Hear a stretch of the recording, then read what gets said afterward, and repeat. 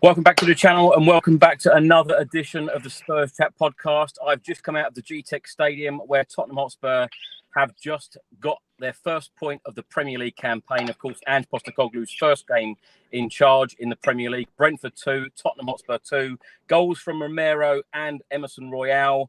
Now, the fans all game sang Ange Postecoglou's name, a fantastic atmosphere in the away end. The head coach even got all of the players to go over to the away end, where, of course, they applauded all of the fans. Really good atmosphere. Scott Munn was in attendance as well at the G-Tech Stadium today, as was South Korea manager and, of course, Tottenham Hotspur legend Jurgen Klinsmann. I've got three very special guests, as normal, to talk about today's game. We've got actor Ricky Norwood back with us. Ricky, how are you? I am buzzing, bro. Start of a new season, start of a new era, start of a new chapter, start of a new Tottenham, bro. And, you know, with all the ups and downs that we've had over this pre-season and summer transfer window, I was just really excited to get down to business and to see what the boys are bringing. You know, it's a totally fresh side, and there were so many green shoots today that I am buzzing to see what's to come. The relationships will build. The kind of connectivity will build, but there is so many good things to see from that performance today, and there's so many good things to highlight. Also, while I'm in the highlighting bit, I've got to show you me top that I got off of Jonesy, starting 11, gave me the old legend Ginola, so I'll be wearing me. This will be me lucky top this year. So come on, you Spurs, I'm ready to have it. Let's get into it. Your sister's middle name?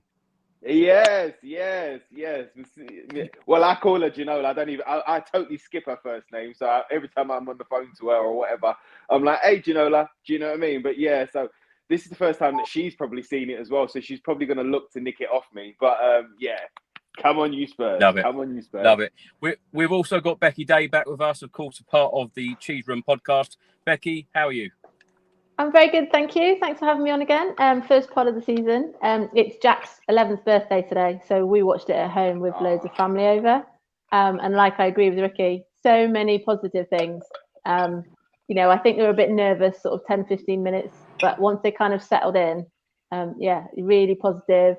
And I like the fact that we were kind of finishing on the front foot as well, which I think, you know, it wasn't a case of just hanging on. We could have gone for the kill, but you know, we haven't had many pre-season games either, so there was a lot of them that, you know, there was a lot of minutes to get in the legs, and I you know, we'll get through to it, but I thought it was a really positive start. See, Becky, you can't wait to talk about it all, can you? No. We've also got Josh Hughes back with us, of course, from the Daily Mail. Josh, how are you? Yeah, good, thank you. I'm more positive than usual. I know that sometimes I'm quite negative, but I'm perhaps not getting as carried away by today. I think that I've got a lot more balance in terms of what I saw, but I did a tweet not too long ago, and I had 4 positive points and 3 negative points. So overall, that's positive, isn't it? So for a first game of the season, essentially without a proper pre-season, a non-pre-season, there was a lot of good to take from this, and in many ways, it almost felt as if this was a pre-season game. Not that it lacked the intensity, but in terms of where we were at, in terms of match fitness, match sharpness, you know, it felt like we were perhaps still in pre-season. So to fight in the way that we did and play with that intensity, the fitness in the legs of some of those players, particularly towards the end of the game as well, was all really good to see. So yeah, can't wait to get into it and lots to discuss. Josh, let's get into it. Let's start the show with you. You said about positives there and you said about negatives. We love a bit of balance on this show. Give me your thoughts on today's game and give me all of those positives and negatives. Yeah, do you know what? Let me start with the negatives because I want to get them out the way because I am feeling pretty good about this. I think the goals that we conceded were really sloppy. I think the referee's one of the negatives, by the way, which isn't really entirely our fault at all. Thought the penalty was correct. It was a penalty, but not going to lie, the game is completely gone when those are penalties. But that's unfortunately where we're at. I thought the referee seemed to be incredibly inconsistent in booking Tottenham players. When Brentford players do the same thing, they wouldn't get a booking or even a foul given. I felt that particularly the second goal, we got caught out in exactly the way that we thought we were going to get caught out if we were going to get caught out. It was always going to be long ball over the top. Although, to be honest, to me, it felt like there was a foul in the build-up to that goal that the referee completely missed. And the only other negatives, really, was we lacked creativity. I think it was always going to be difficult to adjust post-Harry Kane, because Harry Kane was, for so many years, our main sort of hub of creativity and goal scorer. That's all I'm going to say on him, because I don't think he's worth our breath now. He's gone.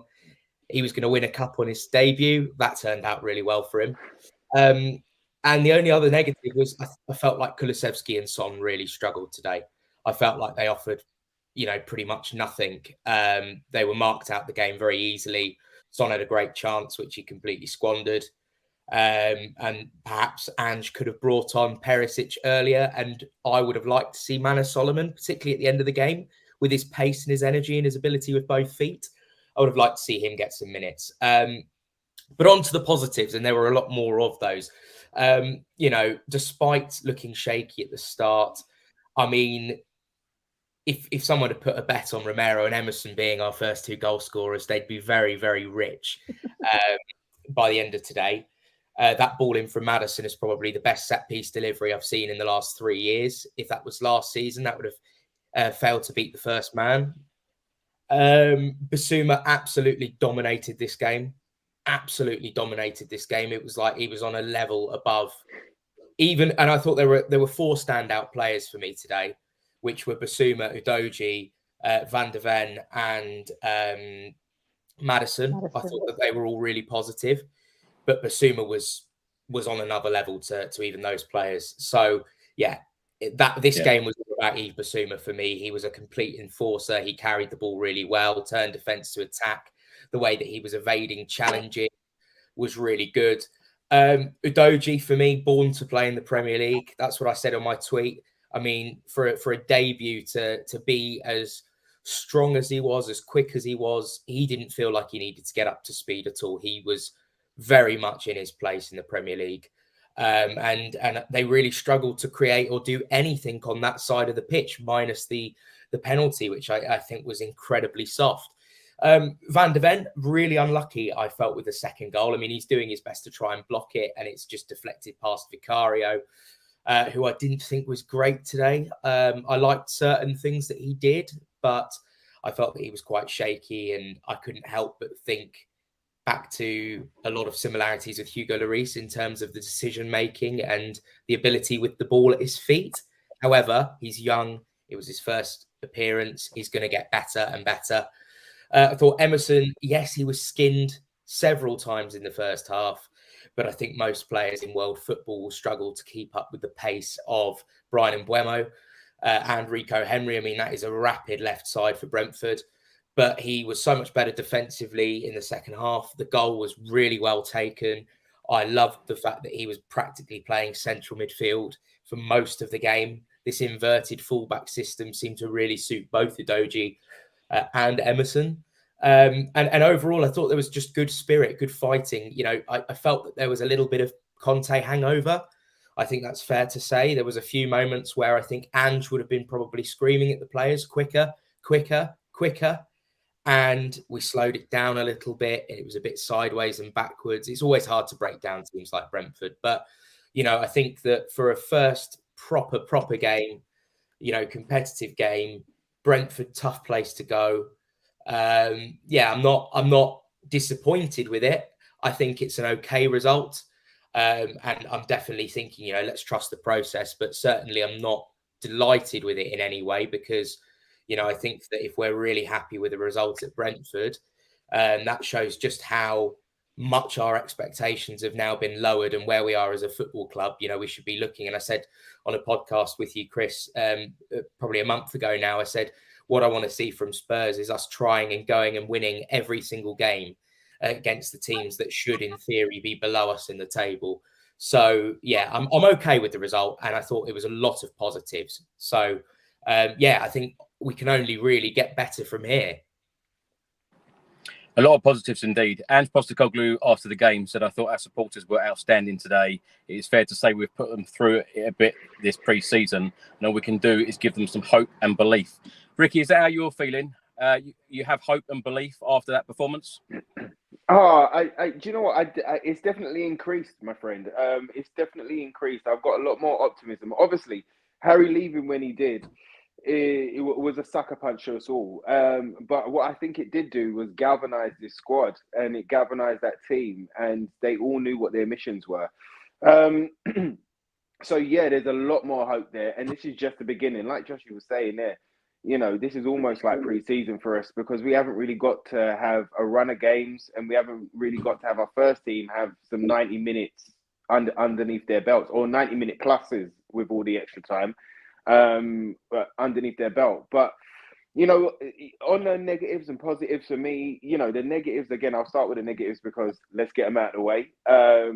My concerns over Vicario are still pretty much there, parrying into the box, parrying into, back into danger. He had a couple of nice saves, to be fair to him, and he came out and played aggressive outside of his own box and stuff like that. So there were some good bits, but the concerns that I had when he came in were still there. But again, he's young. Like Josh was saying, the more games that he gets in front of the first choice back two and the first choice back four, I think he'll grow. And fingers crossed, we're going to see the best of him really, really soon. But again, there was some good shot stopping there. There was a good few saves from him. But again, the same concerns that I had over him were there to see.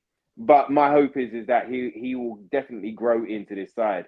The other negative for me was Richarlison. The positive aspect is that he had 2 shots. He had no offsides and he didn't cry.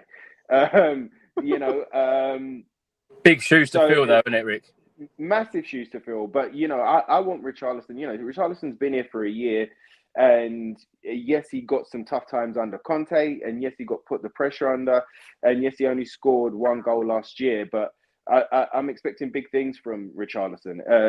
My concern with him is that he's not scored more than, I think it is 13 goals in a season, whether he's been starting in number 9 or whether he started every game or not. So it's definitely going to be a breakout season for him. And we definitely need to see a bit more from him. And not having Harry Kane up there, of course, it's going to be different. Of course, there's those players in the midfield and on the wings. They've got to look for different runs, and they've got to find the number 9.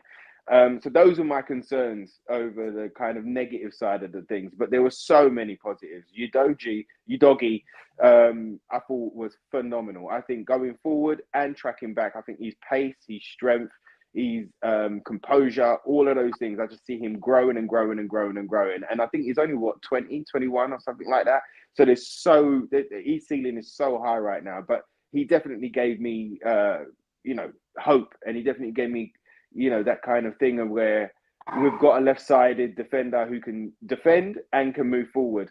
He was all over the pitch. Those inverted fullback positions, he was everywhere, always looking for the ball. He was always available.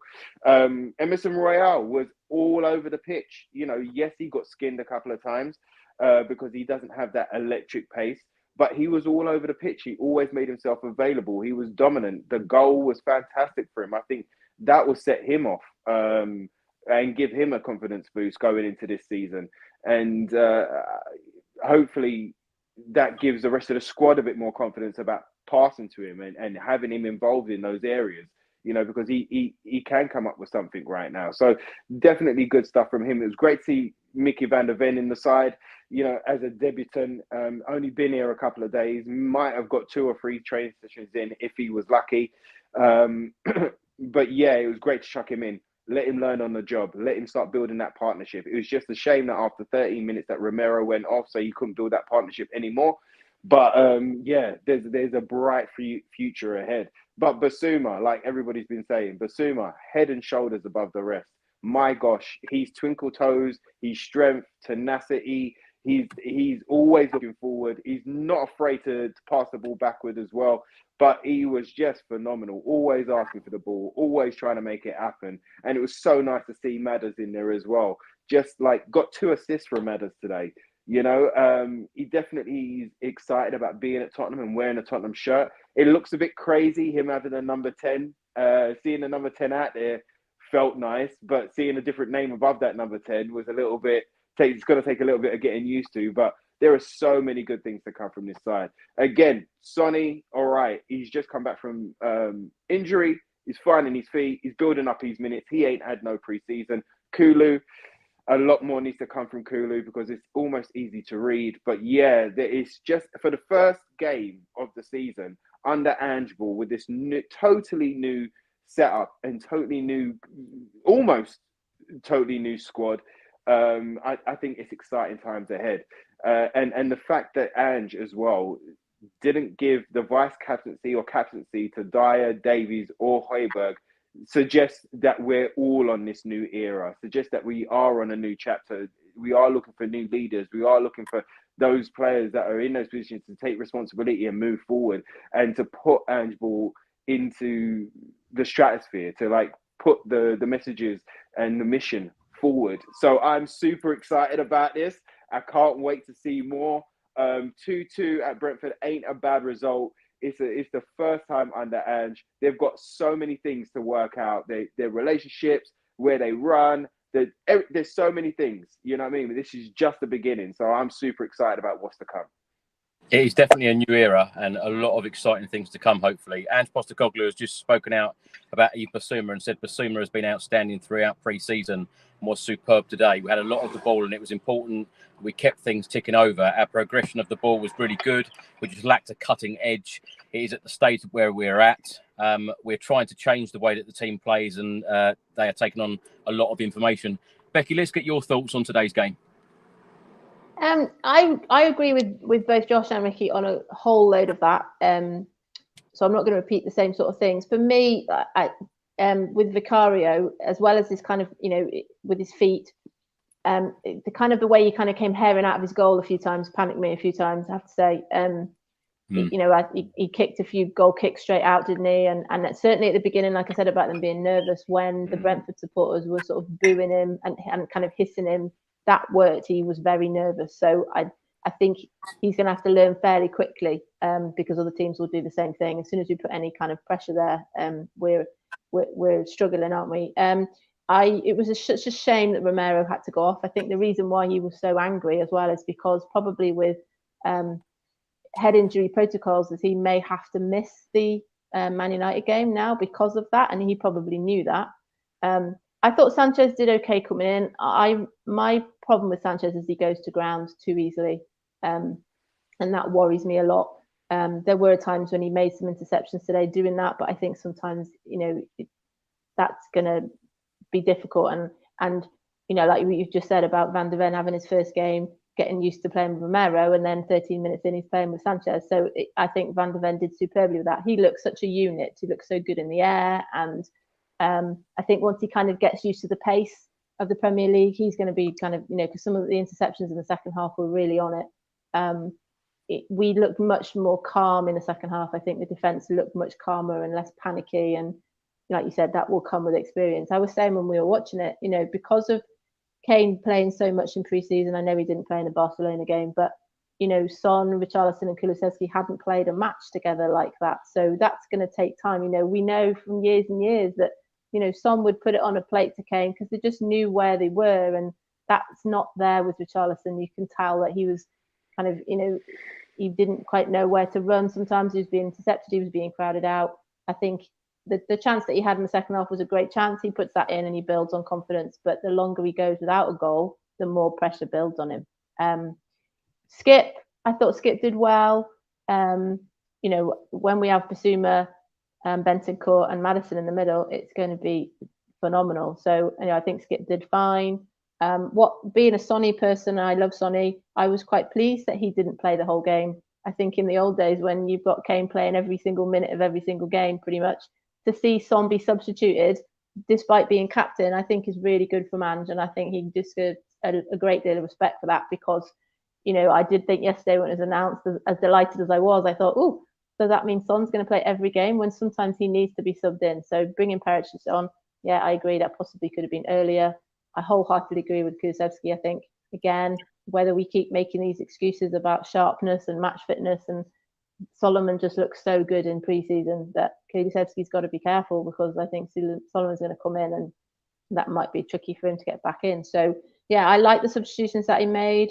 I think at a point he was going to bring Davis on, wasn't he? And then Royal was doing really well and he changed his mind. And, you know, so it was nice to see, like I said at the top of the show, you know, a lot of them haven't played 90 minutes and, you know, there's still a lot of match fitness. You know, Brentford are a tough team to play. They don't lose many games at home. So, you know, I think we came back twice.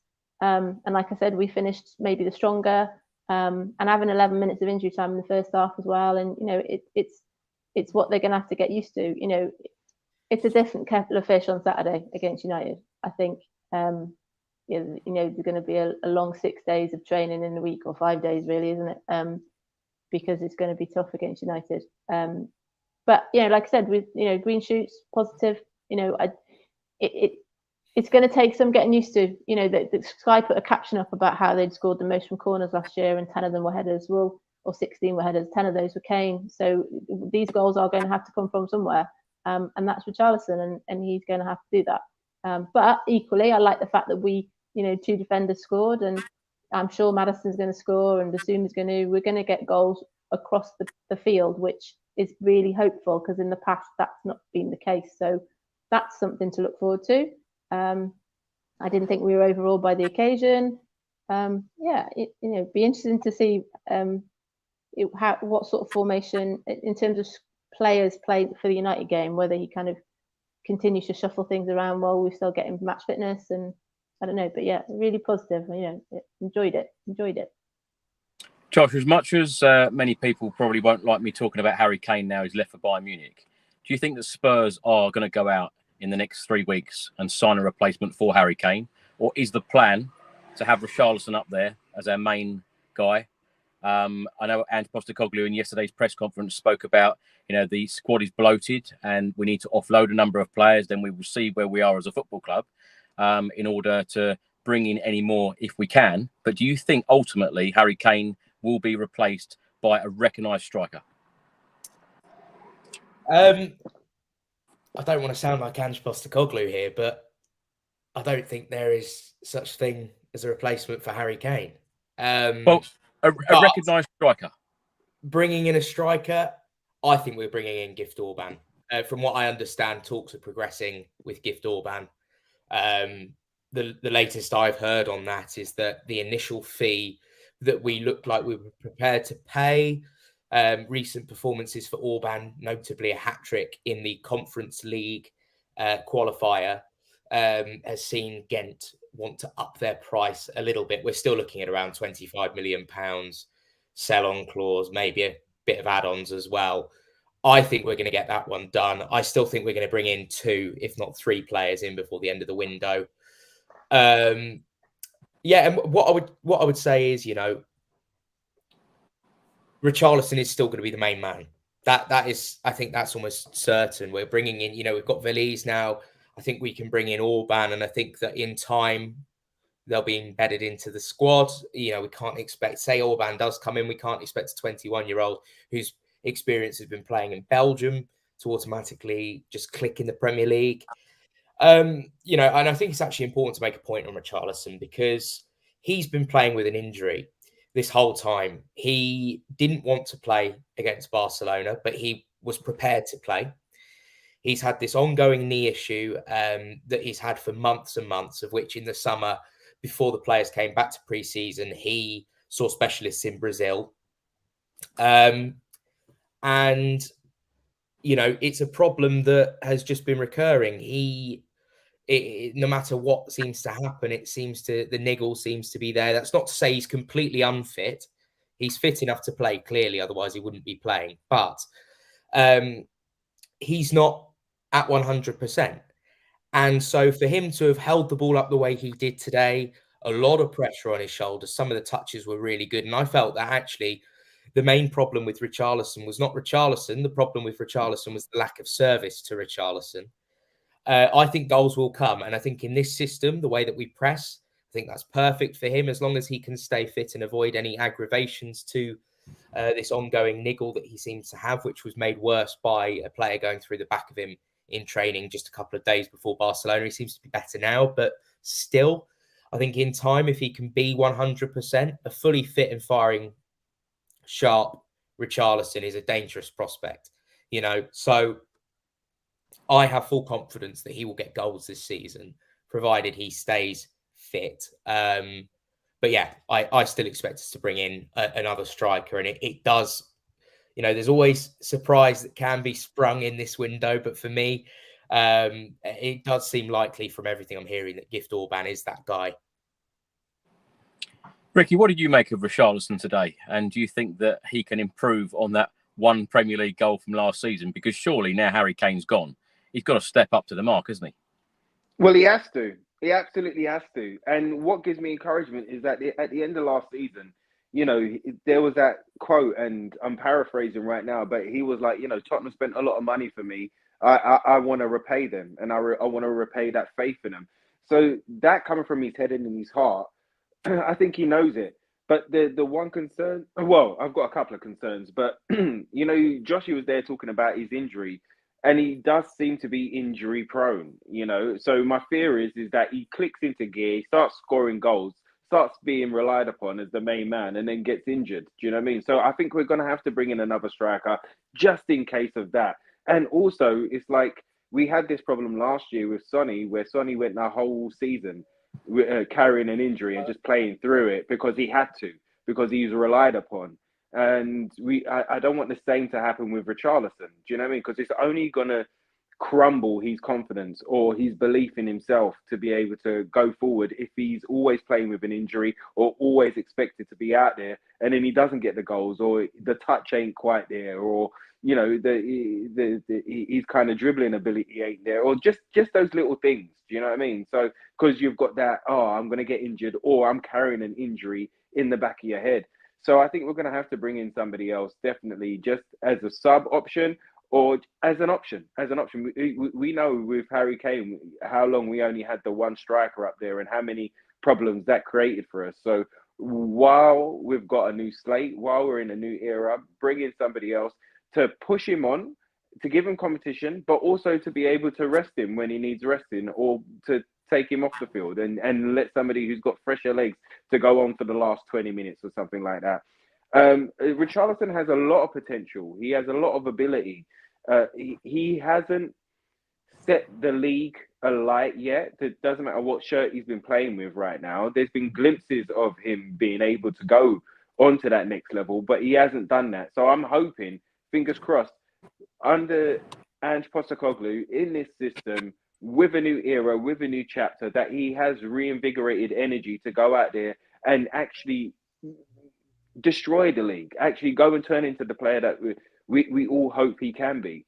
So again, it's the first game, and he didn't have that great of a preseason. Joshy just informed us there about the injury and how he's been carrying that for a while. So he ain't quite up to speed as yet, same as Sonny, but fingers crossed that week in, week out, that they can build that momentum and they can build that energy and they can build that resistance in wherever the injuries are, and start getting stronger and start showing us what they're about. This is a moment for Richarlison to go out there and express himself, to step outside of the shadow, to, instead of moaning on the bench, being like, why am I being played? Well, right now you're being played, bro. So I don't want to hear no moaning. I want you to go out there with the determination that you have for Brazil, and go out there for Tottenham and go and smash it. All I want to see is greatness from everyone in the Spurs shirt. I want to see you live up to your potential. I want to see you live up to the heights that we all expect all of them to kind of give on a match day. And fingers crossed it happens for Richarlison, because it could be a very potent attack with him up there playing in this system. I think it could work for him, definitely, and it could work for Ange Postecoglou as well. So he hasn't done much to convince us right now, but we can see that it is there. So it's all down to him. No more excuses. Go out there. You've got the shirt. It's up to you to hold the shirt and to keep the shirt and to keep that starting spot. So let's go and get him. Go for it, Richie. Go for it. Becky, let's come to you. I know many people will be frustrated that I'm going to ask you this question about Harry Kane, but how have you felt in these last couple of days since Kane has left? and seeing him in a Bayern Munich shirt yesterday? And do you think that Spurs will be able to spend this £100 million in the next 3 weeks, or do you think that the club will somehow balance the books from the signings that we've already made? I don't know. Every time I think about it, I think, have we spent the 100 million on the players that we've brought in, or are, as Josh was saying there, we've got Gift Orban in, we've possibly got some more players coming in. You know, is it Eze? Is it Schurz? Are there more players that we are bringing in? If, as Poch has Hand is saying about the bloated squad, are there players that we're going to, get rid of? Dyer wasn't in the squad today. Højbjerg was sitting and sulking on the bench. You know, are there players that we are going to? If we do that, then we can make enough back to buy players in. I don't think it should be a situation where even before Kane we didn't have the money. I think this is why possibly on Thursday it came as such a shock. So, you know, I was there on Sunday. I didn't think there was any indication that he was leaving. It was so positive to see the 4 goals, and then it kind of hit us like a ton of bricks on Thursday. And we were sort of before Thursday thinking, well, you know, we're signing these players. Kane's going to stay. We are finding the funds for it. And now all of a sudden Kane's gone and we've got this money. It begs the question, have we spent that money or are we going to use it? And then clubs know that we've got the money, and then do they end up paying too much for players that they've got an interest in? I think it was interesting yesterday when Andrew was saying that we do need to trim the squad, but there won't be any more signings before Sunday. And I took that as if to say, oh, does that mean there are some after Sunday? So I'm still hopeful that we will bring some more in. But yeah, I think it becomes tricky. You know, West Ham have noticed that, haven't they? As soon as you kind of sell somebody for stupid money, clubs know what you've got. I hope we don't lose Gift Orban on, you know, 5 million just because, like we always do, seem to sort of, you know, do a low bid and then they, you know, it might be one of them ones that happens towards the end of the window. It'd be nice if it happens tomorrow. But I think it's, you know, the next week or so, I think is seeing players move on.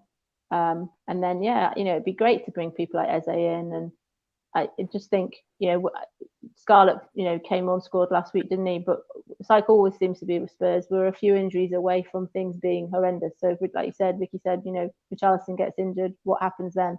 You know, Sanchez, he could have got injured today. We'd already lost Romero. You know, I know we've got Dyer, but, you know, what happens? So we do still need that kind of quality, strength and depth. Yeah, I think, I honestly don't know. I just think it's tricky because we want to be hopeful. We want to hope that the board have said, yeah, we're still going to do this sort of change of philosophy, and we're going to do the revamp and bring these players in. But then they often fall back to form where, nope, we've got this amount of money, we've spent this amount of money in this, and that's it. And then it's like, you've increased ticket prices for people who aren't season ticket holders. You know, what are you going to do with the Harry Kane money? And that's where the anger comes from, I think.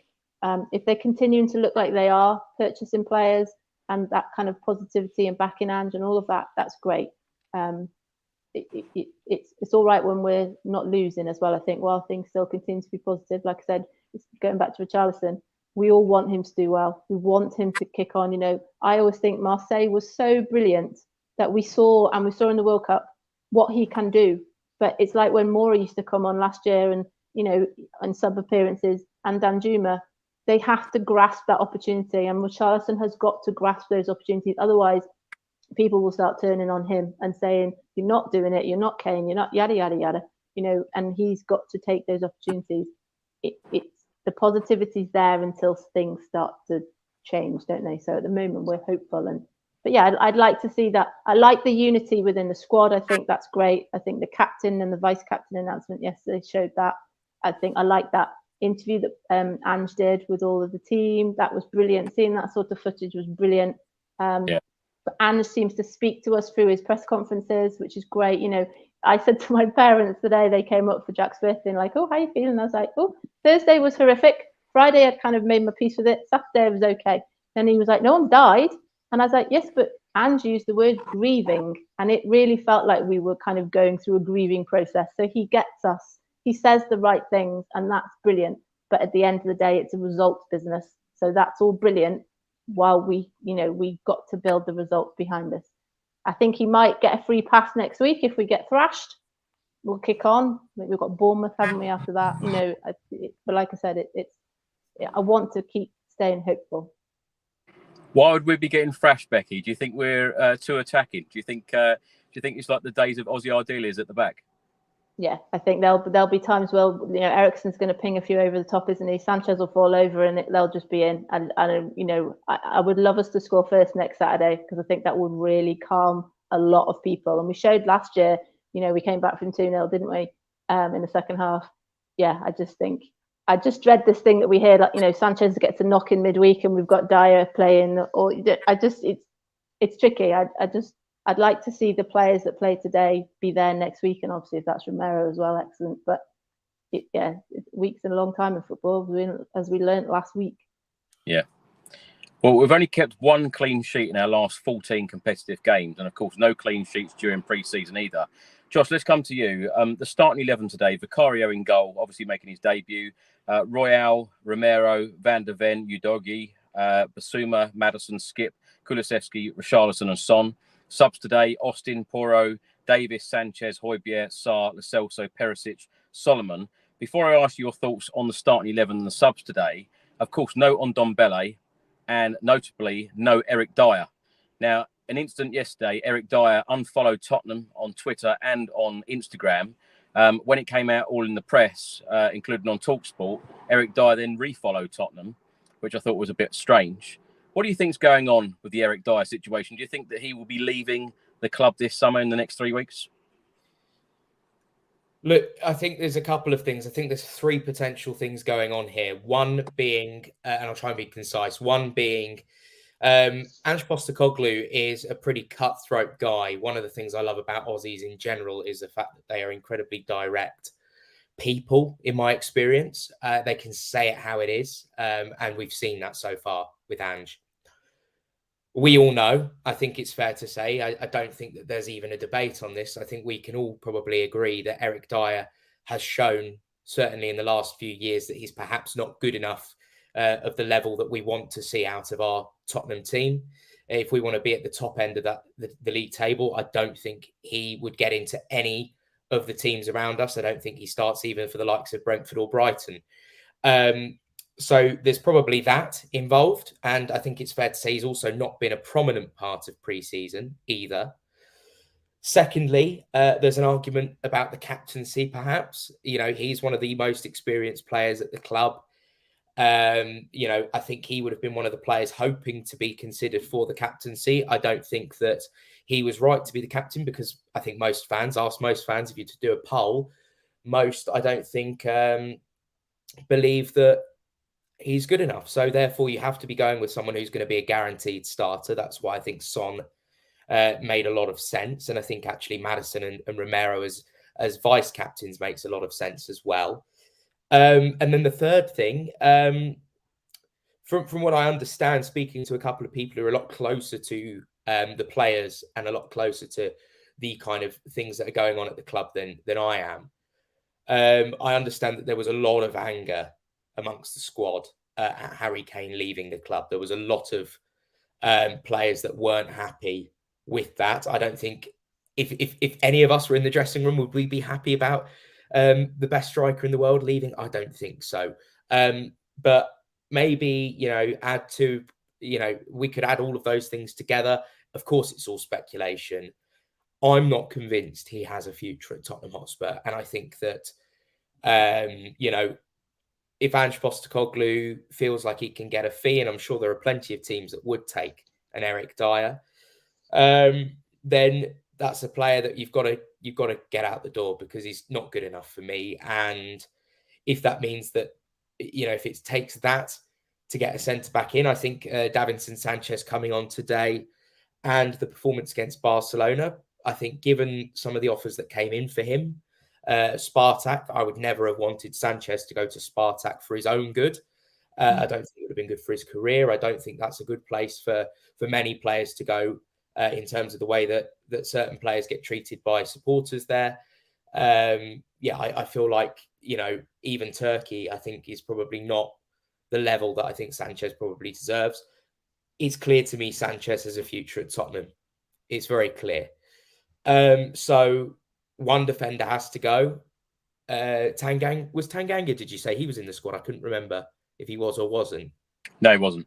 So maybe that's another one that goes. And I suppose in that instance, and this is wishful thinking, I know, because it's going to take one hell of a fee to get a player like Eze into the club. But I've mentioned before, I would absolutely adore to have Eze at the club. I think he's incredible. If you sell 2 homegrown players, you're going to need to bring one in. So, I think, it's all speculation, but those are just, as I see it, the things that could be at play here. Very quickly, Josh, Tanguy Ndombele. Gone. No future at the club. I think that it was, of course, when you've got God-given talent like he has, you'd be foolish to not give him an opportunity. If he had a future at the club, he'd be playing in pre-season. He'd be involved. He hasn't been. So therefore, he's gone. It's just a case now of whether we loan him again or whether he gets a deal. I think there's been talk of about 10 million deal to go to. I want to say, is it Fenerbahce or Galatasaray? Both. One of those two. Yeah. He doesn't want to go. He doesn't want to go, of course. But look, I think I said this on the when we were reacting to Harry Kane. I think we've got to get tough now. We need to start acting like a big club. And I think that if certain players are refusing to leave the club and we need them gone, we should be looking at tearing up some contracts. I really think so. And take the hit, because it's going to be more damaging not being able to bring in an adequate replacement or have the right balance in the squad long term than just getting them out quickly. So for me, it looks like Lloris is off as well to Lazio. I think Ndombele doesn't have a future at the club. I just hope that for the good of the club and the good of himself, he accepts a move to another team rather than Spurs having to make things get a bit, ugly perhaps. But I think if he refuses, then we have to rip up his contract. It's no use having a player like that at the squad.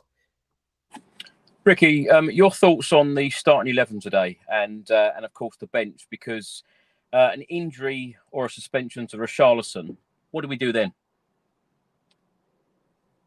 Wait, 1 minute. I was on mute.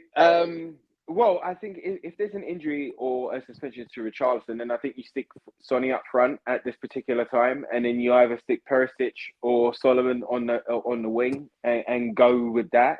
If we ain't bringing nobody in right now, but that's one of the reasons why we need to bring somebody in. On the starting 11 today, I know it's probably a bit too Aussie RD list, but I would have loved to have seen Lo Celso and Maddison in the midfield today, instead of Skippy there. I thought Skippy done well. I thought his energy was good. I thought he covered well. I think we're going to see something new from Skippy that we ain't been able to see under Ange. And fingers crossed, because he is an academy product. So fingers crossed we start to see the Skippy that some of us glimpsed at Norwich, basically. But I would have loved to have seen Lo Celso in there. And you know what? Also, I just wanted to jump on Eric Dyer for a minute.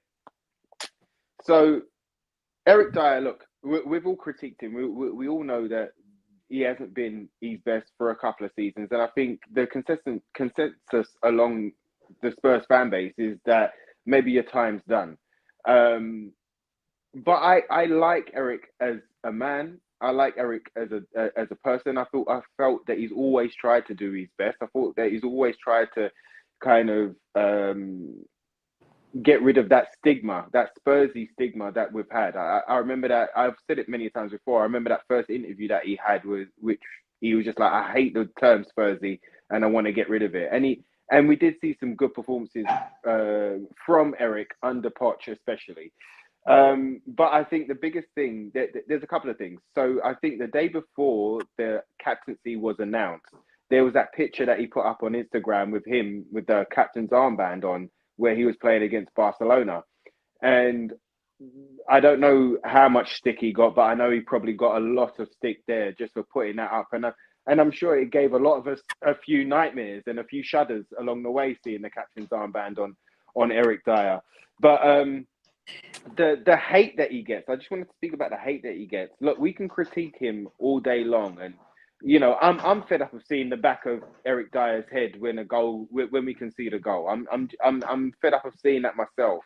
Do you know what I mean? But to the amount of hate and stick that he's got, I just think we need to remind ourselves of the Dele Alli situation, in the sense of there's a lot more things happening in real world. You know what I mean? There could be a lot more things happening, whether it be injury, whether it be family, whether it be misses, whether it be children, there's a lot of things that are going on mentally. And I think to attack the person is a bit much. Do you know what I mean? I saw on his Instagram, I think it was his Twitter actually, he put up, I think he was advertising some clothes or something.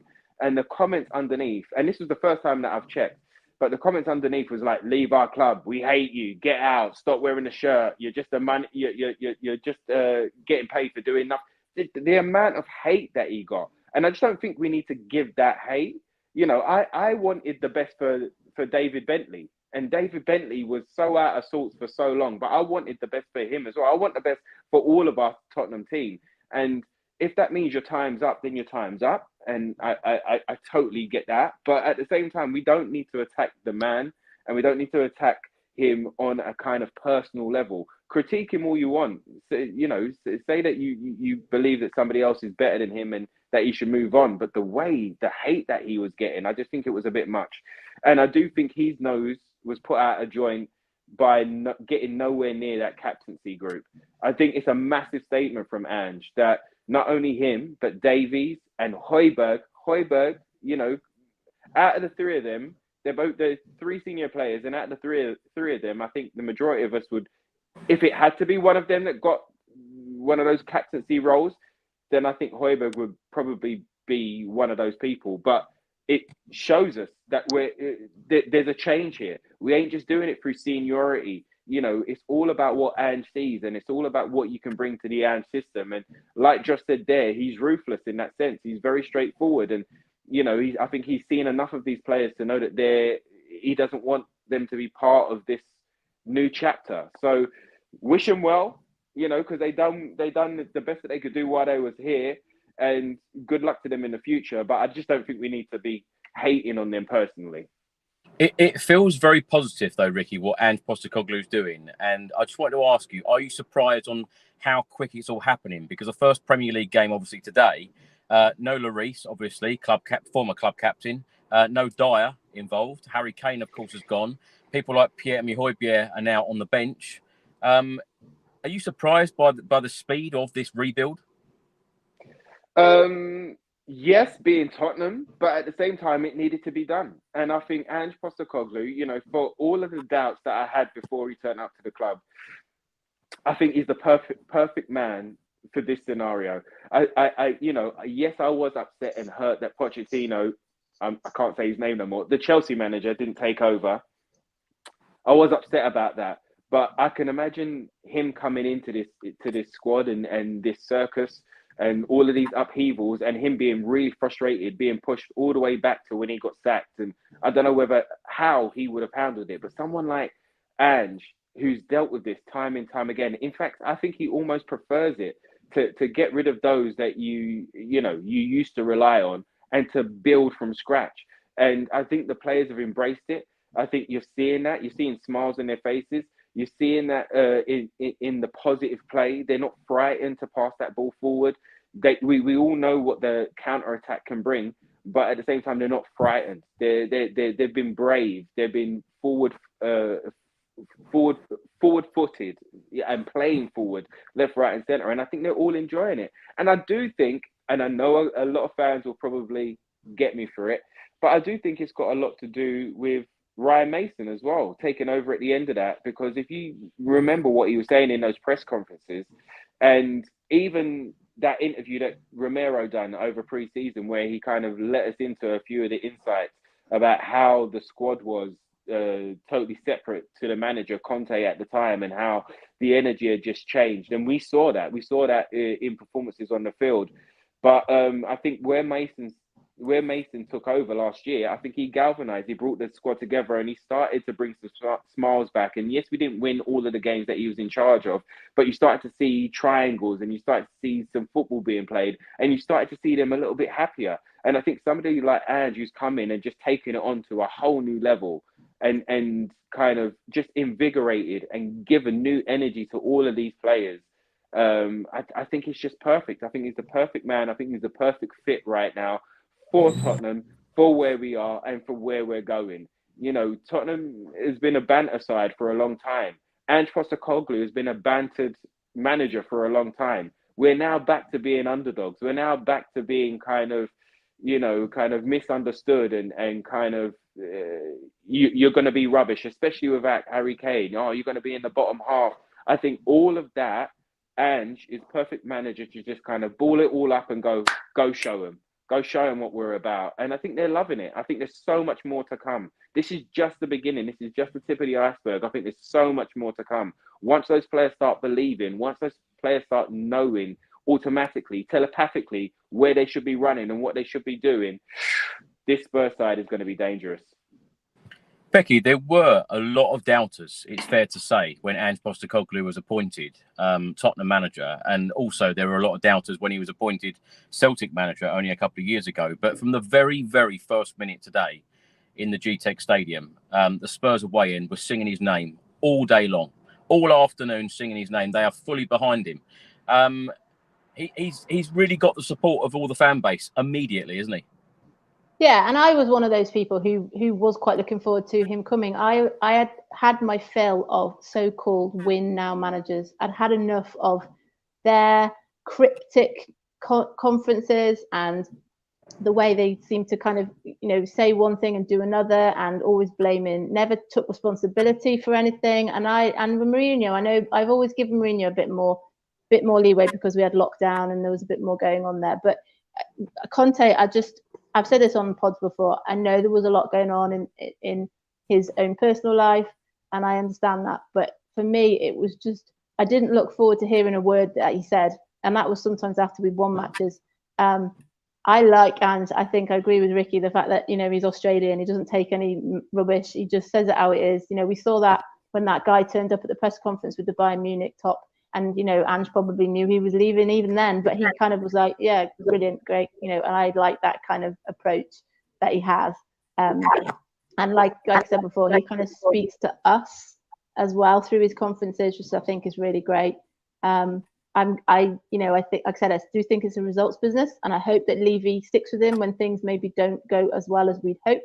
But if we can see the kind of the plan and the progression, that will be something that we can get on board with. You know, we were all so bored to tears last year, even when we had matches that we won or we kind of scraped through or got last minute winners in before the World Cup.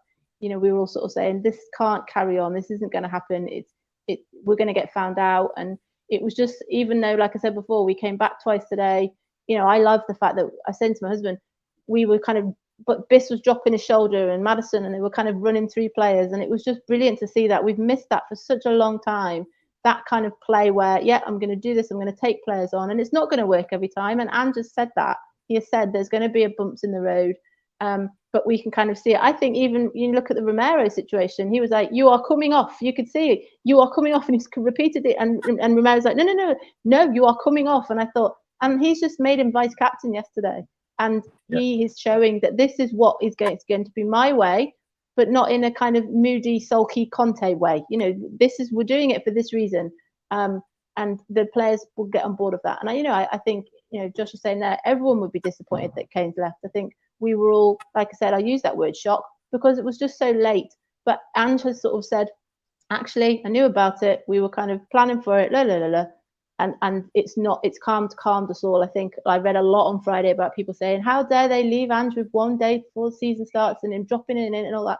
And he's like, no, it's fine. We've sorted it. This is what we're going to. He's very calming and he's very, he seems really approachable. You know, the whole kind of, when he says mate at the end of everything, he's just somebody you can really kind of, you know, like you said, I know we don't mention the Chelsea manager, even though I did before, is that he was almost like then we could kind of see, we really liked him. He was like our mate as well. And it was, you know, it's our club and he says a lot of the right things.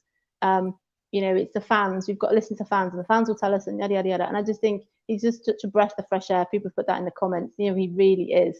And yeah, I think he likes being the underdog. He likes that everyone's written us off because we have got some really, really quality players. You know, it seems like, you know, Dyer he had a kind of a blip last year where he sort of played really well, got picked for England, and then it kind of went again. And, you know, like you said, I think he wants to do the right thing, Dyer, but it's too late now and he's been here too long. And I agree with everything you said about that players committee last year is not really there now, and it's time for a new. And Dye was very close to Kane as well, and Doherty's gone, and it's this sort of idea that this is the new way. Son's not going to be here forever either. It's the new way, and this is what we are planning for. And if you're not on board, then you need to move on. And unfortunately, that's the way it is. But not in a nasty kind of, really bitter sort of way. He's doing it in the right way, and that's what people are getting on board of. Well, of course, Christian Romero put us 1-0 up. It went to VAR. It was eventually given, but a wonderful cross in the box from James Maddison. Christian Romero has just written the following on Instagram. We tried to win until the end, but we couldn't. We're still working to improve altogether, always. I'm fine, just one blow. So hopefully he will make that Manchester United game next weekend. Josh, I've got to mention James Maddison's crossing ability is absolutely unreal. We've finally got the Christian Eriksen replacement. Of course, it is sad to see Harry Kane go when you bring in a Christian Eriksen replacement, but hopefully we will sign a recognised striker in this transfer window in the next 3 weeks. But Maddison, I'll tell you what, every single fan in that away end today, whenever we had a corner, whenever we had a free kick, everyone was like, "Oh, free kick! Oh, corner!" The excitement level was back. It's great to see James Maddison in the Spurs shirt, isn't it? Wearing at number 10. Absolutely. Yeah, phenomenal. I think he was a breath of fresh air, to be honest, because it was not just his crossing ability, which was good, very good from the set pieces, as we know. I think, of course, every player in that team can improve. Maddison in particular as well, was one of the few players that already looked up to speed. The way he was gliding past players, it wasn't just that delivery, as I say, it was, he was beating men as well. He would have two players crowding around him. He would win a free kick or he would get round them. So there's a lot of positives. He's going to dominate for us. He's going to be so important to everything that we do this season. And I think one of the areas I said, at the start of this that we lacked was creativity. But when we did have creativity, probably 9 times out of 10, it was coming from Maddison. It was Basuma carrying the ball going to Maddison, Maddison creating a pass or an option or a bit of space here and there. I would have liked to see Maddison maybe shoot a little bit more. That's my only little criticism of him, was that, there are a few times on the edge of the box where I'm like, you're good enough to hit this first time, or you're good enough to have a pop shot from here. Why not? And I think that was maybe something that was more reflective of the whole team today. We perhaps could have shot on sight a little bit more. But I think it was a very solid debut. I think that all that's missing now, and I don't know if there was, you'll be able to correct me if there was, Chris, and maybe give us a rendition if there was. But all that I'm waiting for is a top quality Maddison chant now. Song, yeah. Not today.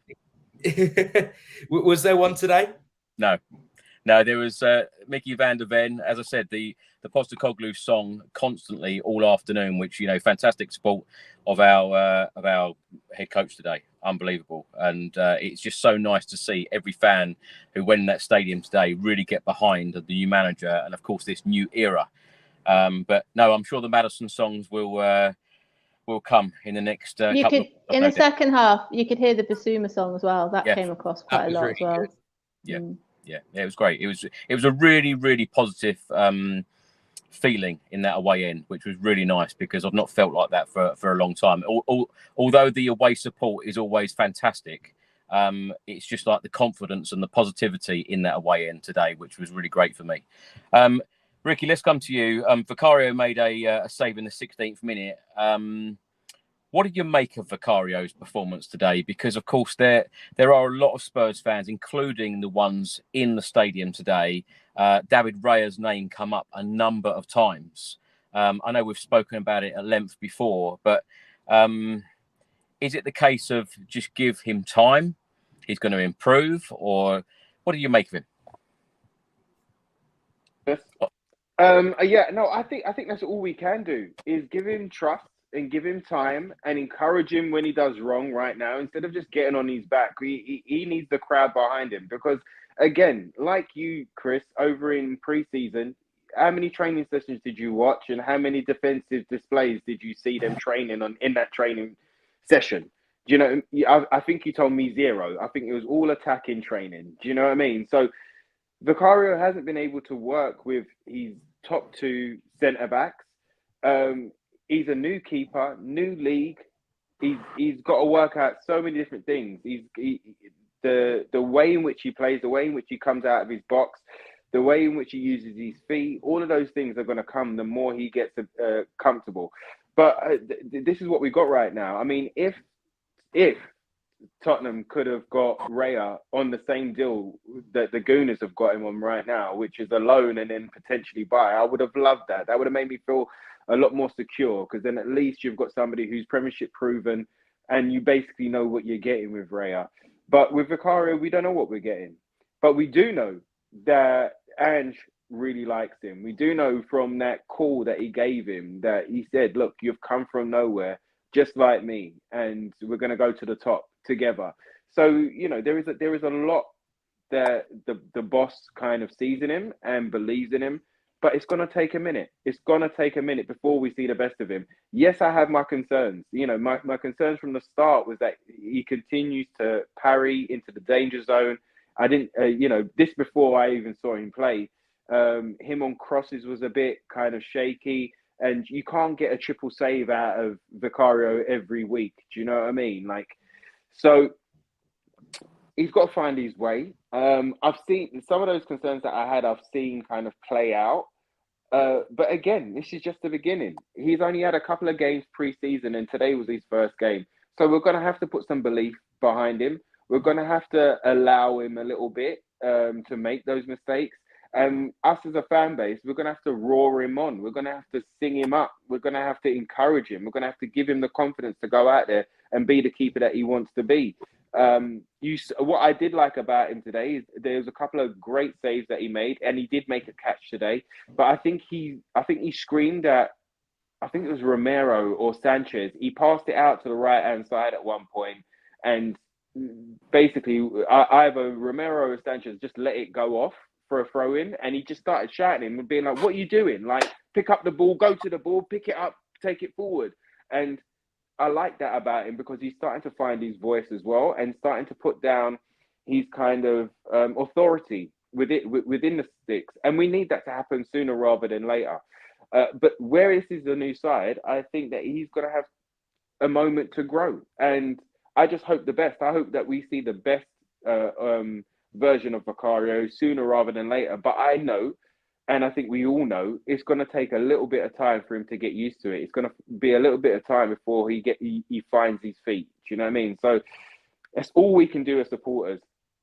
Is, you know, we're speaking about a Madder song. Well, we're probably going to need a Vicario song just to help him out, just to give him a bit of encouragement, and just to let his chest puff up a little bit and be able to go out there and be the man. So fingers crossed.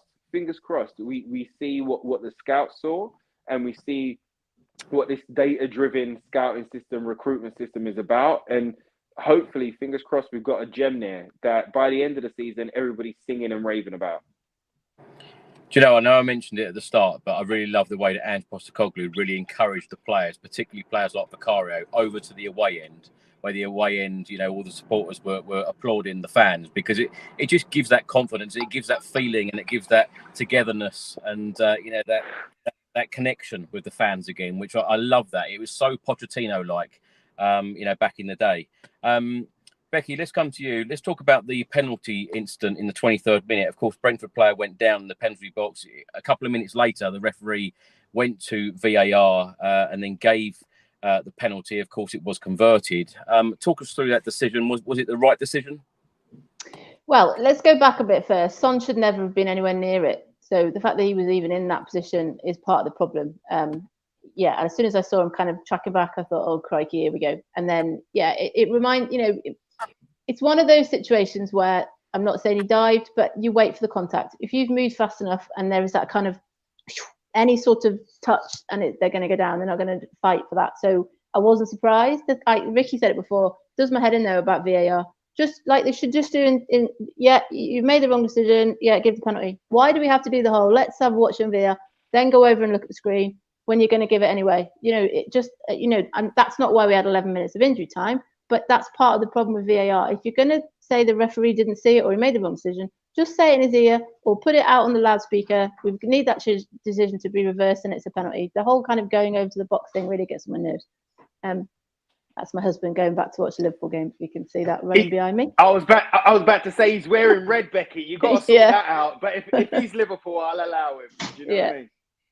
Yeah. I got 2 Liverpool and 2 Spurs in my house. That's the way it rolls. So that was side of it. I wasn't surprised to see that the penalty was given. I think as soon as they say go to the screen, it is very soft. I agree with what you said earlier on. He seemed to be booking all the Spurs players. I was surprised Basuma didn't get booked. I think he got to the point where he'd stopped booking us and was like, okay, we're going to get sending off soon. He stopped. Sky said over commentary that this is one of the refs who gives the most penalties. He's done it again. So, it's just, I want Sonny to do well. I don't think he had his best game today. It's a bit like Kulusevski. We've got to stop making these excuses that he's still injured and he's got to kick on. But it's not the greatest thing to do.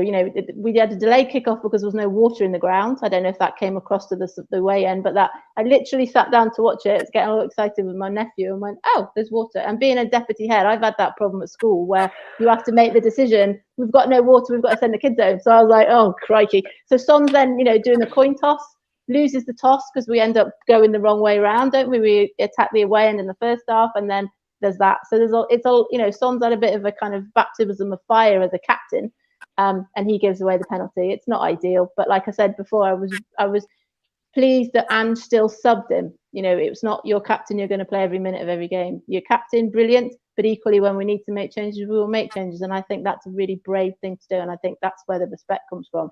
So I think it'd be great. My Jack's a goalie. He would love Vicari to have saved it.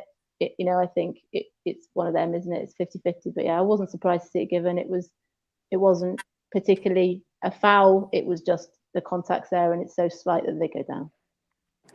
Josh, let's come to you. From the kickoff in the 28th minute, Basuma shot from the halfway line, and the Brentford fans did actually have a bit of a laugh at that, saying, "What the FNL was that?" What did you make of that that shot from him?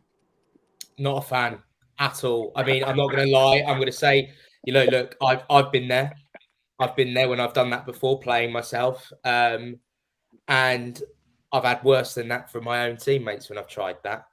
So I can understand why maybe he's trying that, but do it when you're 3-0 up. Don't do it. Or say you're 5-0 up and you've conceded a goal, maybe you can do it then. Or maybe do it from the kickoff in the second half. Let's not be doing it when we've just conceded a goal. I'm not happy with that, to be honest. And do you know what? I was just going to say on those goals and this kind of Sonny thing, I think that's partly where some of my disappointment comes today. Yes, there were lots of positives, but this was a very sloppy Brentford side who didn't have their talisman in Ivan Toney, who didn't have their strongest defender in Ben Mee, who didn't have the rocking atmosphere. At least from watching on the TV, it didn't seem to be as rocking until they got that equaliser from that penalty, which shouldn't have happened. It was all Spurs. That's all you could hear. It was silent. And, Tottenham again concede momentum goals, sloppy momentum goals, where you concede one goal, the atmosphere is up, the whole vibe changes, the whole nature of the game, the home fans get loud, all of that. The pressure goes up and we concede again. And it's just one of those for me that, where I'm at is we could easily have won that game. And I saw enough from us that we should have won that game. And yet the 2 goals we concede, the penalty, very harsh decision. And I think more than anything, it was momentum more than anything that caused that penalty. But the second goal in particular, yes, the referee should have given a free kick, in my opinion. But then Emerson Royale is absolutely skinned, tries his best to recover, can't quite, takes a horrible deflection off of Van der Ven to beat Vicario, but the marking was poor in the first instance. It's preventable stuff, and it's stuff that we've got to improve on, and we will improve on 100%. But, as I said to you before on a previous stream, I said, we've got to be beating the teams in and around us and below us, home and away. That should be the aim this season, and anything less than that should be seen as acceptable. So for me, it's a bit of a kind of bittersweet because I'm very pleased with what I saw, and I know it's going to get better, and I'm very excited by what I saw.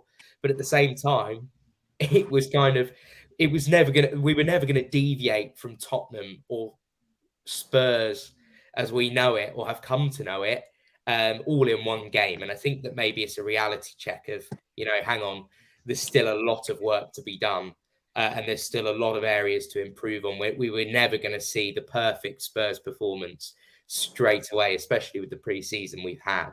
So, there had to be a couple of typical Tottenham moments. Van de Ven as well, having a bit of a sort of donkey moment, but recovered quite well from it in the second half. A few hard-mouth moments, but that's Tottenham for you. So, I think overall it was positive. But again, there's a part of me that's a little bit annoyed at the way that those goals for Brentford went in, because let's face it, other than a couple of long balls where Vicario came out and perhaps made the chance, Brentford got more of a chance out of that decision making than them creating it themselves. Brentford had nothing; they were poor. So I feel like we should have got the 3 points. Ricky, let's come to you. In the 31st minute, Brentford had a chance with Wissa. He was through on goal. Davinson Sanchez made a fantastic tackle. Of course, he replaced Christian Romero. If I'd have said to you at the end of last season that Harry Kane won't be a Tottenham player at the start of the season, but Davinson Sanchez will, and he will play the majority of the game on the opening day of the season, you probably wouldn't have believed me, would you? No, not at all, bro. Not at all.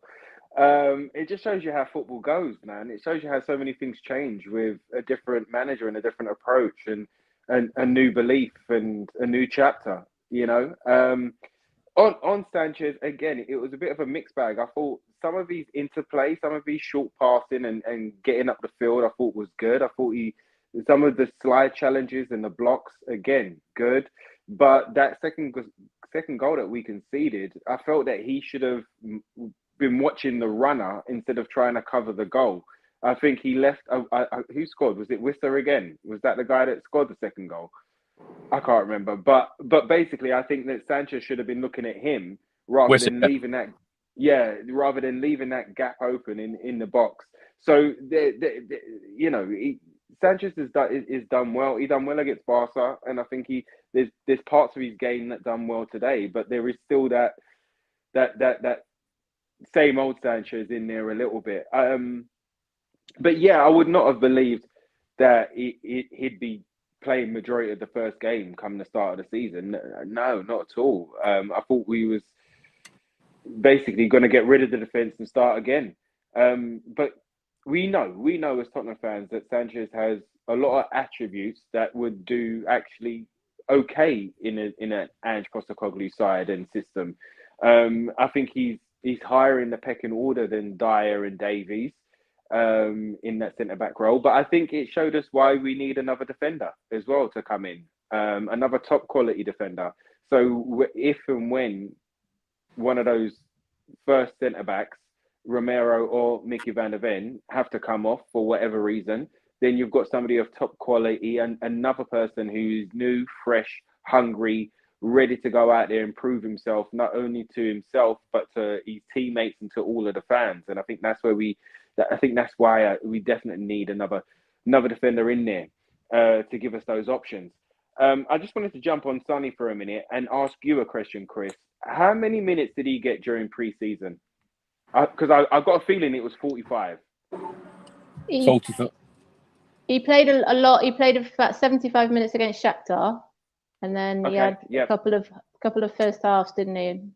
Because Ange played a half, didn't he, of each, which is why I was saying before that Son and Richarlison never ended up being in the same team. It was always Kane and Son, and then Richarlison and maybe Solomon, and then but in Shakhtar, Son played about 75 minutes, I think. Yeah, I think it was 45 minutes in Australia and then 75 against Shakhtar Donetsk. Yeah. Mm-hmm. So again, Sonny still far behind where he needs to be, sharpness-wise and fitness-wise. Just come off of an operation, held onto an injury for the whole of last season, which definitely hampered him. So he's still finding his feet and still getting up there. I do think with the armband on his arm and the captaincy and the responsibility, that we will see Son shine and soar very soon. I think he is definitely a guy that, again, I said this in my tweet when it was announced that, you know, signed a new deal when Harry Kane was in limbo, when he was potentially going to Man City, signed a new deal at that point, said, no, do you know what, I'll take the responsibility. I'll take the weight on my shoulders of scoring goals. And we went out there and beat Man City 1-0 in that opening game. And then, you know, this year, the Saudi bids and rumours have come in, and straight away he was the one to shut them down and say, no, I've got plenty more things I need to achieve and that I want to achieve, not only in the Premier League, but with Tottenham Hotspur. So I do think with the armband and the responsibility and that captaincy of the side that we will see a bigger and better Sonny, and a Sonny back to his best, if not better than his best. Fingers crossed, I'm putting it out there. Because I do believe in Sonny. I do think he's a phenomenal player. I think his work rate, his attitude towards training and playing. You know, I remember a rumor. I don't know whether it was a rumor. It might be a rumor, but it might have been reported as well. But I remember I think it was his dad that said, like, no girlfriends, no relationships. You can have that once you finish football, which just shows you how dedicated he is to football and shows you how dedicated he is to the game and to Tottenham Hotspur and to achieving big things. I'd implore everybody to watch the sensational documentary that's on Amazon. Fantastic. If you don't know about Sonny and you want to know a bit more about him, oh my gosh, fantastic documentary to see the insights and the extra work that he puts in to make sure that he's good. So yes, it wasn't a vintage performance from Sonny, but I do see better days ahead, especially with him being a captain. He's also better at home games as well. He's always better at home games. So I was going to say that documentary, there's also a Korean version where there's about 10 hours worth of it. So that's worth a watch time. Yeah. Becky, let's come to you. A couple of incidents with Vicario clearing out from his box and also outside the box as well. In the 35th minute, there was a good move from Emerson to Heung-min Son. In my opinion, he needed to have got the shot in quicker. But then, of course, Brentford went 2-1 up, ball down the left, cross, Wissa with the finish. Is it a worry that the fact that Brentford, the majority of their chances today came from the left-hand side? Yeah, I think it is. You know, we've had lots of like situations. Our right-hand side. Yeah, is that we weren't even sure whether it was who was going to be in that position. And even up to yesterday, it was like, is it going to be Royal? Is it going to be Porro? And even here today, people, you know, I was so delighted that the Royal scored because I was like, haha, see, you were saying he shouldn't be playing and yada yada. Royal is a better defender than Porro is. Porro is more of an attacking player. So, yeah, I think, like I said before, I do think we were nervous and it was very kind of, you know, although you're saying the Brentford atmosphere wasn't amazing, they do make it tricky for teams. And we were much calmer in the second half, was much more assured. I think, you know, having to change your centre back, you know, I'm thinking back to yesterday's match with Villa and Newcastle. When you change the defender early on, it does unsettle you. You know, we've got two new players playing, we've got Vicario playing. I think it's kind of a culmination of everything, really. I definitely felt much calmer in the second half. In the first half, I really felt that they were almost going to score or at least have a shot every time they went forward. And yeah, I think Ange is still not certain who is playing in that position either, I think. So he's possibly still experimenting with who he's going to be in. I was just thinking that when you guys were talking then, it might even be a situation that we become one of those teams saying about, you know, Lo Celso, that maybe there isn't this sort of fixed team every game, that there is going to be more of a sort of, you know, changing of personnel, which I think is quite refreshing, that it's more of a, because Andrew was saying yesterday about it being a team, didn't he? And everybody's got to take responsibility and, you know, not focusing on two. I know we've talked about Richarlison a lot, but not trying to focus on, you know, one particular two individuals and sort of spread it around. So yeah, I think it was a combination of a lot of things, really. Yeah, I think, like I said, you agreed before. I'm pleased. I would have taken 2-2 before the game, but we've got to build now. Things get tougher very quickly with United next week. Well, there was 11 minutes of additional time at the end of the first half. I don't know what time we're going to have to schedule these podcasts in future with the amount of additional time like that. But in stoppage time, Heung-min Son had a shot, went wide at the back post. And then, of course, Josh, let's come to you. Emerson with a fantastic shot, making it 2-2. It's fair to say Emerson in a Spurs shirt, he's had a difficult time, but, you know, towards the end of last season, he seemed to have got a lot of confidence. A lot of fans are now behind him. Is he the best defender or the best right back at the club? Not even a question. He is miles above Porro, in my opinion. There's no doubting my Emma Goat, as I call him. I always call him amongst my mates and in various group chats. I refer to him as Emma Goat, purely because there's two reasons. He does outrageous things for no reason. Like that skill that he did in the second half. I think he got a nutmeg with this outrageous no-look flick thing. No need to do it. He could have just made a normal 5-yard pass, but he's a bit extra that way, and I absolutely love him for it. He's just so random.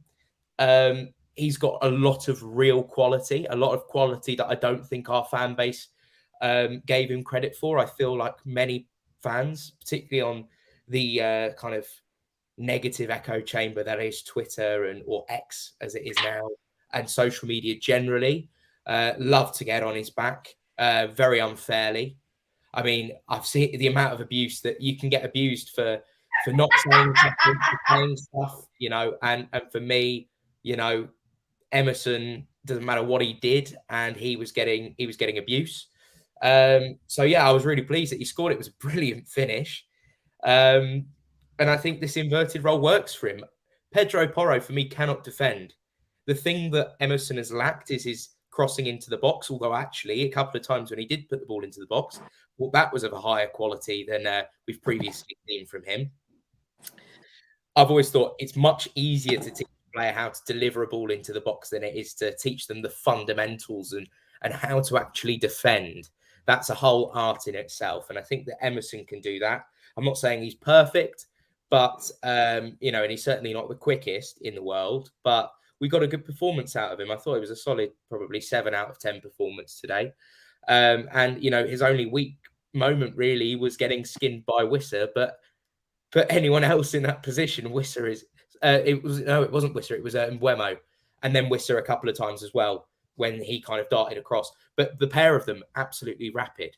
I think most people in football would struggle to cope with their front line, with the pace that they have. So, yeah, I think that hopefully now people are starting to see why he's getting picked. And let's not forget, almost all of the graphics I saw on X were, Porro as the starting right back.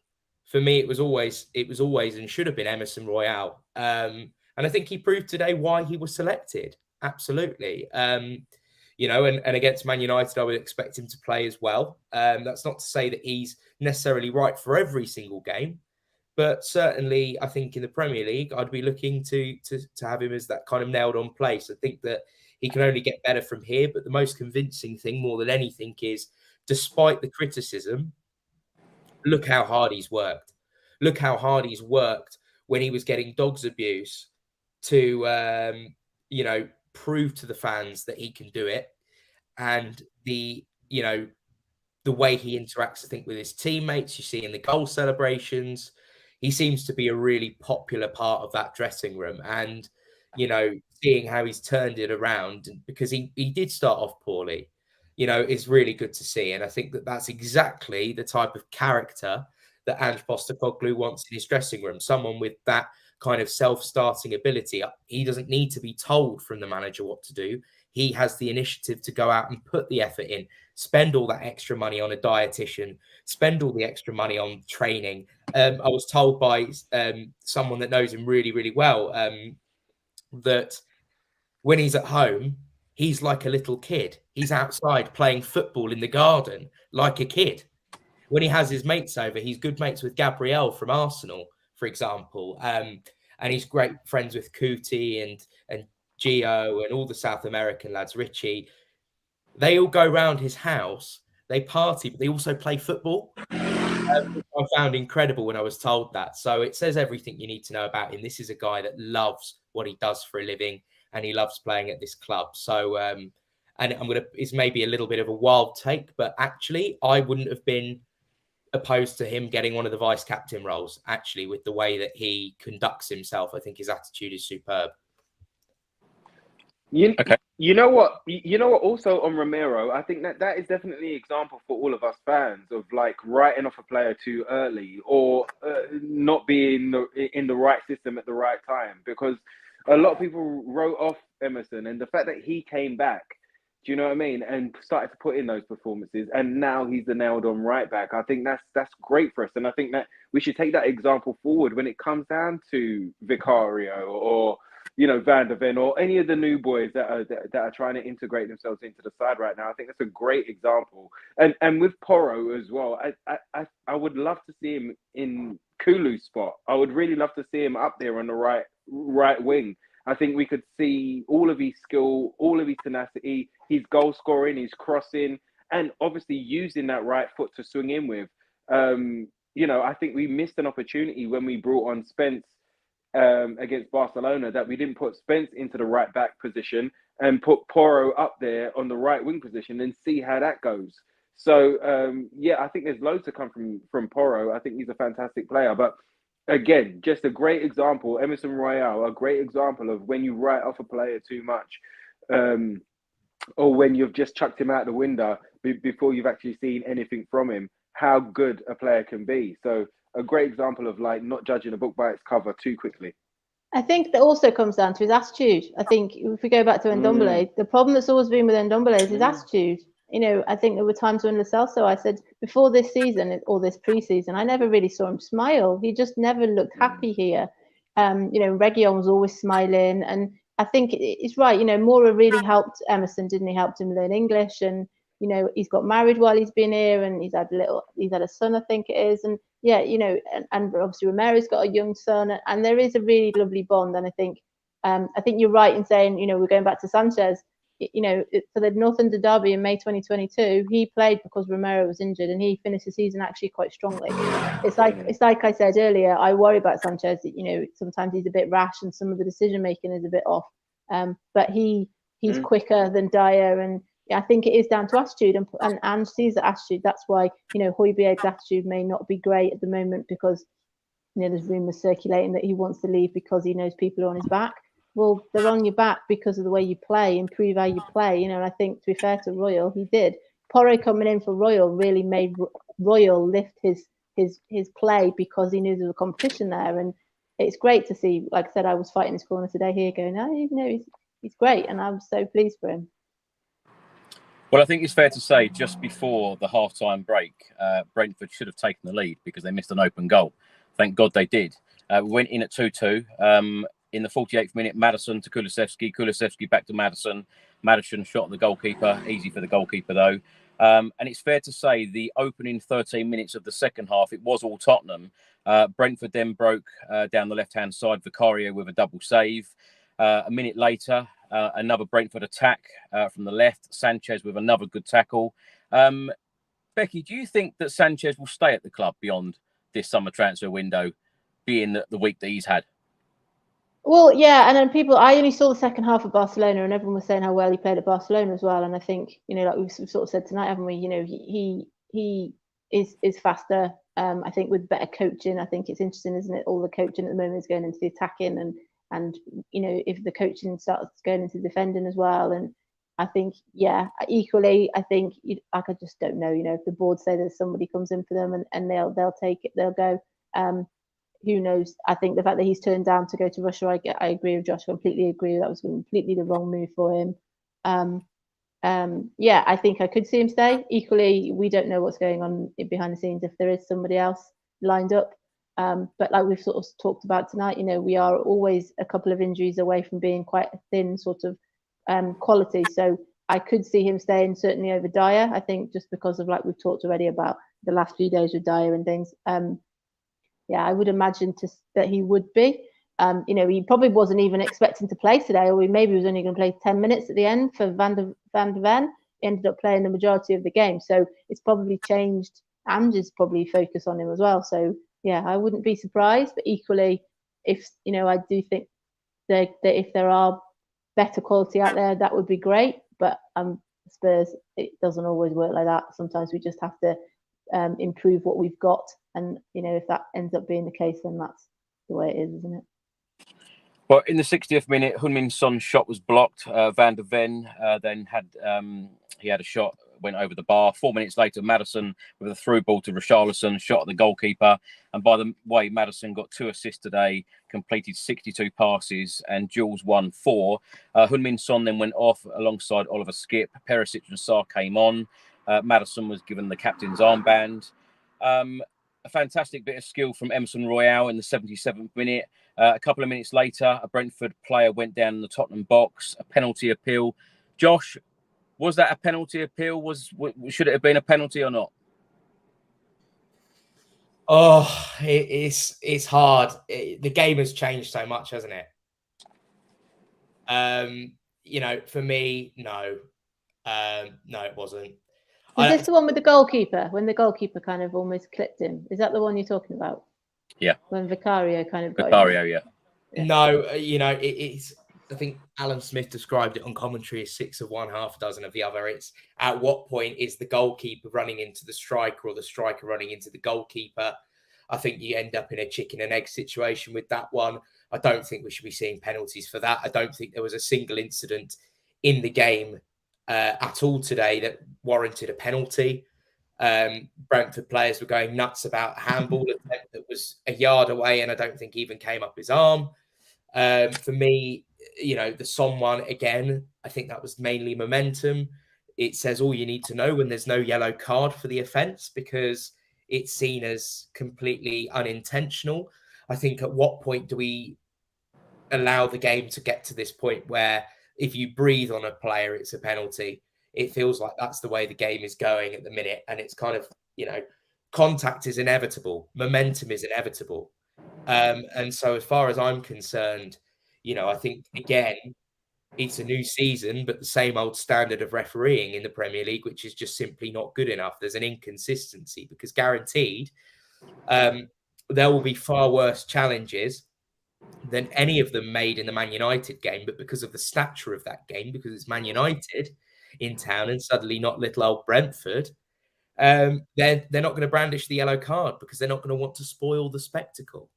But there were several moments of which Maddison was booked, could have easily seen a second booking, wasn't booked. But the first one wasn't a booking, in my opinion, in the first place. So the inconsistency is what gets to me. It wasn't a penalty.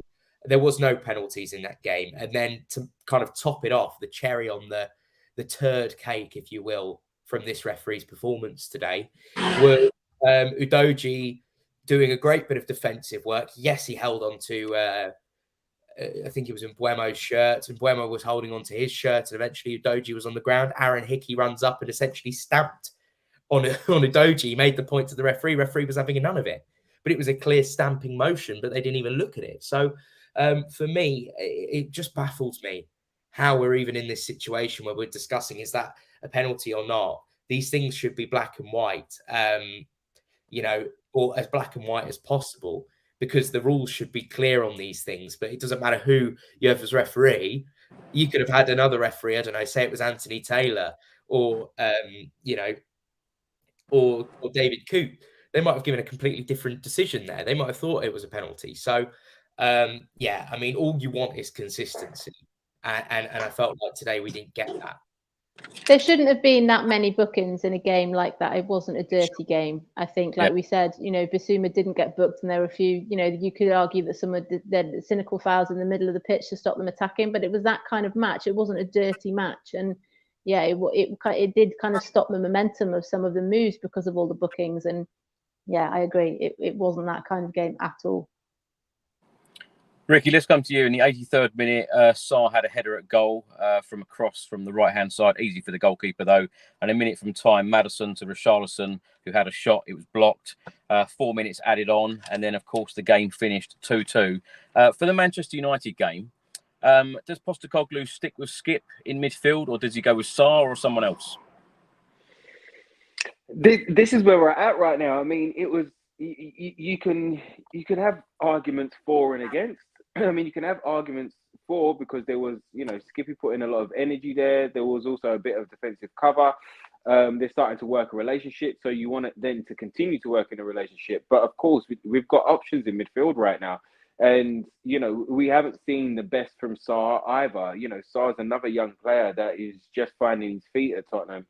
And we can see glimpses, most definitely, but we haven't seen the best of him right now. So whether Ange wants to put him in there for a bit of youth experience and a bit of a boxer, or you can go all out attacking, and then you have Bissouma in the 6, you have Maddison up there, and you have Lo Celso up there. That's exciting in itself. So I think that's what's really kind of refreshing for all of the supporters, is that we don't know what's going to come from this Tottenham team right now.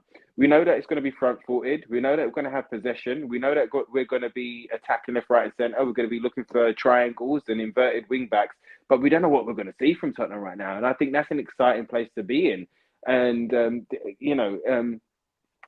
against Man United, it's going to be the most recent biggest test. We know throughout the pre-season, we missed the game against Leicester. The Roma game got changed to Lion City Sailors. Is that what they were? Lion City or London? I can't remember. Lion. But the Sailors, Lion City Sailors. And then, you know, so it's been very, very kind of bitty. But yeah, I think that's what's exciting right now. I mean, we don't even know if we're going to make a couple of signings next week or a couple of departures next week, and then who's on the bench or who's coming in or who's coming on. So we're in a really exciting place right now. What I do trust in is that we'll go out to play the same way. And I think that example from Barcelona, it being our quote unquote second team, even though Ange doesn't really like that term right now. But we saw that second team went out to play the same way, with the same style, with the same bravery, with the same belief, with the same systems. So what is really encouraging and exciting, that whoever does come in, we're going to go out there to play Ange ball. And that's what I want to see, especially against Man United, you know, see how we can trouble them. We're going to confuse a lot of sides because, as I'm saying, I don't know what's coming. I guarantee you the managers or the players that are playing against them or the managers that are trying to assess us don't know what's coming either. So I think that's an exciting place to be too. So I'm all for it. I'm all for it. Let's have it. Let's go for it. I think we'll probably concede against Man United, but I think the fight at the end of the first half and throughout the second half, that they continue to try to play the same way, and they continue to try attacking, and they went for the win. They didn't settle for the 2-2. They were still going for the win. That encourages me. That excites me too. So whatever side Ange puts out, I'm ready to back it, and I'm ready to be that supporter again. I mentioned it the other day, but it's about, you know, I got so angry and frustrated last year and the years previous under different managers and under different systems with some of the same old players. I got so angry and frustrated that I lost majority of my love in watching Tottenham, and a lot of my positivity it dropped out at the bottom of the bucket. Do you know what I mean? So I had to go back to growing up in the 90s, early 2000s, where I was the only Tottenham fan in the school or in the college. And, you know, we used to get bantered, but I used to have to stand up and win, lose or draw. It's Tottenham Hotspur. Come on, you Spurs. Do you know what I mean? And that's where I am right now. I want to go back to supporting my team. I don't support ENIC and I don't support Levy. I support Tottenham Hotspur.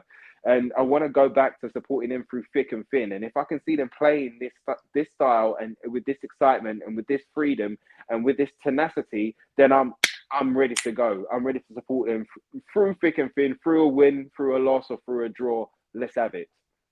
Ricky, very quickly, score prediction for the Man United game. 3-2 Tottenham. Becky, let's come to you. And this is the final question of the podcast. Becky, how do you think Ange Postecoglou will set up against Manchester United at the Tottenham Hotspur Stadium next weekend, and a score prediction? If Romero's fit, I'd like to think that he would probably start with the same back four that he started with today. Obviously, if he doesn't, I'd imagine Sanchez instead of Romero. I don't know about Sarr or Skip. Let's say he goes with Skip. And then, I think the front three will be the same. Son will play at home, Kulusevski, and then Richarlison up front. I think even if the guy that's waiting for the work permit does get his work permit, I think he may be on the bench. you know, he's not going to slot straight in, is he? Straight away, he's too young. He's not used to the country and anything like that. You know, that's not going to happen. And Ange said, didn't he? He's quite a way off yet. Score prediction. I don't really see us having a clean sheet for probably about November. So I went for 1-1 today. I'm maybe a little bit more positive that we will score more than one per game. I think we got so ingrained by the Conte way in the end. It was bored tears, weren't we? So I'll say 2-2. Another 2-2. What about you, Josh? 3-1 Tottenham. And the reason I say that is because and this is a call to anyone listening and watching and anyone going to the game as well. The away fans today led by example. It was special. I mean, the standout moment, and it made me do a tweet, actually, a poll on this. Can't Smile Without You versus Glory, Glory, Tottenham Hotspur. Yeah. What should be our club song? Glory, Glory, Tottenham Hotspur, I find the most monotonous, kind of groaning, uninspiring thing. Can't Smile Without You has a genuine connection. There's heart to it. And when you guys today at Brentford sung that, that was the loudest thing I heard all game on the TV. So for me, you know, I hope to see that. And I really want our fans to give Ange Postecoglou and this new group of players, especially given that we've had our captain and our leader, or former captain and leader, and talisman, one of our own, taken away from us, ripped away from us 2 days before the start of the season. You know, given that there is all change, this is a younger group of players. Let's really give them the welcome they deserve. Let's make it really loud. Let's sing proud, you know. And I think if we can get the ground rocking, like I know we're capable of doing, we will beat them. We'll beat them. 100%. There's a drum, isn't there, as well next week? They're trialing the drum again, aren't they? So This group will feed off of our atmosphere this season. That's why we cannot, you know, be quiet. And you know, if we go 1 goal down, we cannot allow the nerves to get the better of us as a fan base, even though it might be difficult.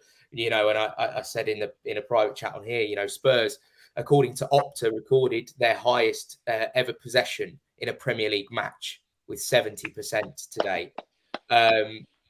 Now, you know, that's on day one, where there's a lot of improvements to be made. We're going to learn a lot about Man United tomorrow. Of course, they're going to be strong again. Erik ten Hag is no slouch. He's one of the very best. Yeah. But, you know, there's a difference between them playing at home against Wolves, who I think are in the mud, compared to Tottenham in this new kind of era. And I think that one of the most exciting things, it's also the scariest thing, but the most exciting thing is how unpredictable we are. I think us as a fan base don't quite know what to expect from the players and from this new era. And I don't think the oppositions that we come against will either. Which is why I suppose it is so exciting, because it's time for change. It's been long needed. This group of players seem hungry, and under this manager, you know, why not? Why not go into those games, and rather than losing them, we go and win them? So yeah, I'm going to back us to win. I think it will certainly be entertaining, and there'll certainly be goals. And I think that the neutral fans will certainly like watching Spurs games this season. Ricky, thanks so much for joining us this evening to talk about today's game. Where can people find you on social media? What are you up to at the moment? You guys know where you can find me. You can find me here on X at Ricky J Norwood, or on Instagram, official Ricky Norwood. But I'll probably be on with you after Man United, my friend. We'll probably be like cracking on and dissecting that game as well. So you'll know where to find me. I'll be about very, very soon. But yeah, always an honor and a pleasure to be on. It's a new season. It's a new day. It's a new dawn, and I'm here for it. Let's move forward. Let's not worry about last season. Let's not worry about the past. Let's not worry about any of those kind of judgment scales that we put on anyone in this Tottenham side. It's totally new. It's totally fresh. Let's judge them from today onwards. And it's exciting times ahead, brother. It's exciting times ahead, and I cannot wait. Let's have it. Come on, you Spurs. Well, thank you, Ricky. And Becky, a pleasure having you back on. Where can people find you? Yeah, thank you for having me. Always a pleasure. You find me and Jack in the South Stand He's been selected next week to wave a flag with Chirpy. So from 4:30, I'm dropping him off and he's doing that. But yeah, otherwise you'll find me at my handles here, Becky D Becky, and on the Cheese Room. So I'm there on Monday nights. But yeah, I agree with Ricky there. Just having taken Jack, he's 11 today, but taking Jack to matches last year was hard. It was, and then picking him up on Thursday and Friday was hard. He was really, really down. I tried to kind of mention rumours that Kane was leaving, and I think Son being announced as captain yesterday really helped, and he was really happy again today, and I think he's looking forward to next week again. So yeah, after Shakhtar, we were all in such a great place, and then last week was really strange. That yeah, Ange's really already kind of helped the positivity, and we're going to kick on from that. And I think he said we're not going to win every game. We aren't sometimes not even going to get points, but we're going to enjoy it so much more, and we're going to look forward to games, and we're going to look forward to different aspects of games. And like you said, it's really we're unsure what's going to happen and who the personnel is, but that's exciting as well. And I think that's what we've missed, and our loyalty's been really pushed, and yeah, I'm really looking forward to it. So yeah, thanks for having me on, and I'll be back soon. Thank you, Becky. And a big happy birthday to Jack as well. Come on, you Spurs. Absolutely. Happy birthday, Jack. Birthday. Absolutely. Thank you. Thank you, Becky. And Josh, pleasure having you back. Look forward to having you back on in the near future. Where can people find you? And probably an obvious thing is that you're going to be working on the transfer window for the next 3 weeks. Yes, absolutely. At Josh Hughes TV on X and on Instagram. Although I must say I don't really use Instagram very much, so X is a place to find me. Always gobbing off on there. But yes, going to be busy working away in these final weeks of the window. I've managed to escape and avoid working on the Man United game. I think I mentioned before my record watching Spurs whilst being on shift is 11 games, 11 defeats. Oh. So, yeah, I'm not allowed to work whilst Tottenham are on. And who would want to work when Tottenham is on, because it's going to be so entertaining.